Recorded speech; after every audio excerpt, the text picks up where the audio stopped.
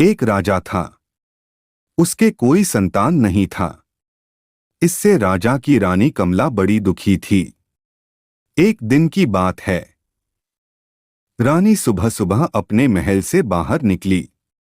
अभी वह थोड़ी दूर गई थी कि उसे अपने सामने एक किसान आता हुआ दिखाई दिया। किसान के कंधे पर हल था। वह कोई लोक गीत गुनगुनाता हुआ जा रहा था। अचानक किसान की नजर उसी रानी पर पड़ी। वह तुरंत ही लौट पड़ा। रानी ने उसकी इस हरकत को देख लिया। उसने तुरंत ही अपने रथ को रोका और सारथी से कहा कि इस किसान को हमारे पास लाओ। थोड़ी देर में वह किसान रानी के सामने पहुंचा। उसने हाथ जोड़ कर रखे थे। रानी ने उससे पूछा, तुम अचानक लौट क्यों पड़े? तुम्हें तो खेत की ओर जाना था। किसान ने विनती भरे स्वर में कहा, रानी जी, मुझे कोई काम याद आ गया, इसीलिए लौट पड़ा। किसान का स्वर कांप रहा था। रानी ने कड़क कर कहा, तुम झूठ बोल रहे हो। सच सच कहो। किसान अनेक बहाने बनाता रहा। जब रानी एकदम गुस्से में भर उठी तब किसान ने गिड़गिड़ाते हुए कहा, आप मेरी माँ के बराबर है। यदि आप मुझे क्षमादान दे तो मैं सच सच बताऊं। रानी ने उसे क्षमादान दे दिया। तब किसान अपराधी की तरह सर झुकाकर बोला, रानी माँ, मैं किसान हूं। खेती ही मेरा जीवन है, संसार है। आज मैं पहली बार खेत बोने जा रहा हूं और सबसे पहले किसान चुप हो गया। रानी की आकृति दुहक की परछाइयों से घिरी गई। उससे व्यस्थित स्वर में कहा, कहो कहो किसान भाई कहो। किसान ने कांपते स्वर में कहा, रानी माँ, आप बांझ है और बांझ का पहला सामना बहुत ही बुरा होता है। उससे खेत फलता फूलता नहीं।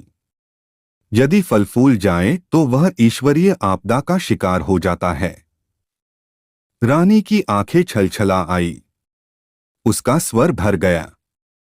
अत्यंत स्नेह से बोली, जाओ भाई जाओ, तुम्हारा कोई दोष नहीं है। मैं सचमुच भाग्यहीन हूं। रानी वापस महल में आ गई। महल में देवी का मंदिर था। देवी 4 भुजा वाली थी।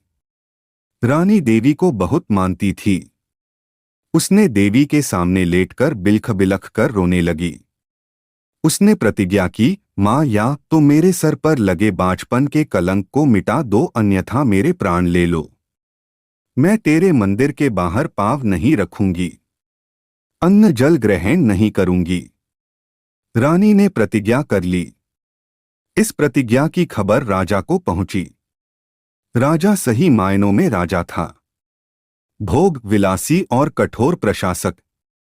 वह तुरंत ही रानी के पास आया। उसने रानी को समझाया, अरे तू पागल है, जो इतनी छोटी बात के लिए इतनी बड़ी प्रतिज्ञा कर ली।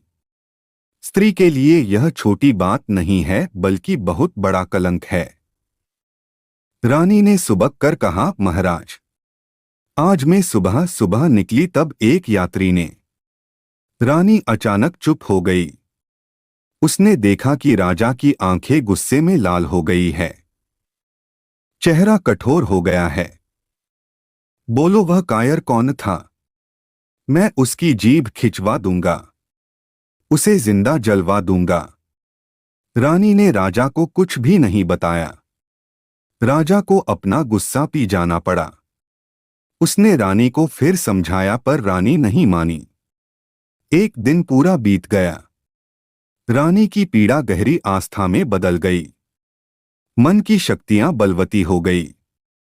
देवी को याद करते करते उसकी आंख लग गई। उसने सपने में देखा कि देवी मां ने उसे एक फूल दिया है। कहा है, जा तेरे एक संतान होगी। वह संतान मेरा वरदान है, उसे सदा यह बात याद दिलाती रहना। सपना भंग हो गया।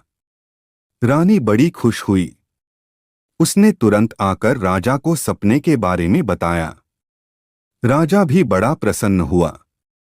कुछ दिनों बाद रानी ने राजा को बताया कि वह मां बनने वाली है। रानी ने एक पुत्र को जन्म दिया। पुत्र सचमुच देवी का वरदान था। रूपवान और गुणवान।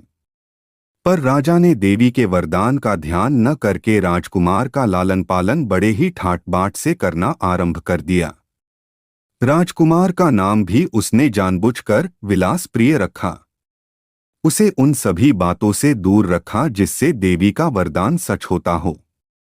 उसके चारों ओर एक ऐसा समूह था जो उसे बताता रहता था कि राजा का बेटा राजा होता है और उसे संसार के सारे प्राणियों से शानदार जीवन बिताने का हक है। स्वयं राजा को भी यह गुमान था कि उसने अपने पुत्र को अपने सांचे में अपने हिसाब से ढाल लिया है।